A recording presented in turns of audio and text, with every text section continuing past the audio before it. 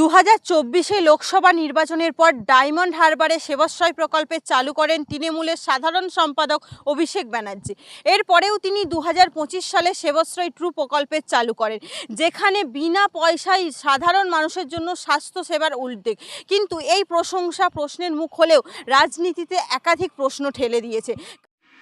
2024 সালের লোকসভা নির্বাচনে পশ্চিমবঙ্গে 29টি আসনের মধ্যেই 29টি আসনে জয়লাভ করেন তৃণমূল কংগ্রেস। ডায়মন্ড হারবারে প্রায় 7 লক্ষের বেশি ভোটে জয়ী হন অভিষেক বন্দ্যোপাধ্যায়। এই বিপুল ভোটের পরেই তার উদ্যোগে শুরু হয় সেবাশ্রয়, যাকে ডায়মন্ড হারবার মডেলের নতুন সংস্করণ বলেই প্রচার করা হচ্ছে। যে কোনো সাংসদ তার নির্বাচনী এলাকার জন্য উন্নয়নমূলক কাজ করবেন, সেটি স্বাভাবিক। তবে প্রশ্ন উঠছে, এই উদ্যোগ কি পরোক্ষে দলের বাকি 28 জন সাংসদের ভূমিকা নিয়ে প্রশ্ন তুলছে? অভিষেক বন্দ্যোপাধ্যায় কি নিজের রাজনৈতিক গ্রহণযোগ্যতা বাড়াতে গিয়ে দলের ভিতরেই এক অঘোষিত তুলনা তৈরি করছেন? 2024 সালের নির্বাচনের পরপরই রাজ্যে প্রত্যক্ষ করেছে আরজিকর হাসপাতাল সংক্রান্ত ঘটনা এবং তার জেরে রাজ্যের স্বাস্থ্য ব্যবস্থার দুর্ব্যবস্থার অভিযোগ উঠেছে চিকিৎসকদের প্রতিবাদ। ঠিক তারপরেই ডায়মন্ড হারবারে সেবাশ্রয় প্রকল্পের সূচনা হয়।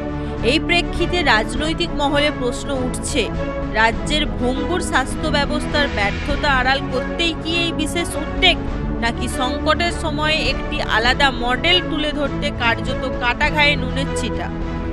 সেবাশ্রয়ের মাধ্যমে ডায়মন্ড হারবারের বহু মানুষ উপকৃত হয়েছেন, তা অস্বীকার করা যায় না। কিন্তু প্রশ্ন উঠছে, তৃণমূল জিতলেই কি সেবাশ্রয় পাওয়া যায়?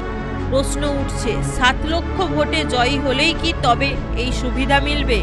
প্রশ্ন উঠছে, তৃণমূলের সেকেন্ড ইন কমান্ড হলেই কি এই পরিষেবা নিশ্চিত? একাধিক প্রশ্ন রাজনৈতিক মহল। বাংলার 29টি লোকসভা কেন্দ্রের মানুষই তৃণমূলকে ক্ষমতায় এনেছেন, তাহলে কেন বাকি 28টি কেন্দ্রের মানুষ এই সুবিধা থেকে বঞ্চিত থাকবেন? স্বাস্থ্যমন্ত্রী যখন মুখ্যমন্ত্রী মমতা বন্দ্যোপাধ্যায় নিজেই, তখন ডায়মন্ড হারবারের মানুষের জন্য যে সেবা পরিষেবা মিলছে তা রাজ্যের অন্য প্রান্তে মিলবে না কেন? সেই প্রশ্নও জোরালো। অভিষেক বন্দ্যোপাধ্যায় তৃণমূল কংগ্রেসের সর্বভারতীয় সাধারণ সম্পাদক। তার দায়িত্ব কি কেবল ডায়মন্ড হারবারেই সীমাবদ্ধ? রাজনৈতিক মহলের প্রশ্ন, দমদম বা অন্য কোনো এলাকার প্রচারে গিয়ে যদি সাধারণ মানুষ জানতে চান ডায়মন্ড হারবারে সেবাশ্রয় হচ্ছে, আমাদের এখানে কেন নয়, তখন দলের শীর্ষ নেতা হিসেবে তিনি কি উত্তর দেবেন? নন্দীগ্রাম প্রসঙ্গ ও রাজনৈতিক জল্পনা এখনো।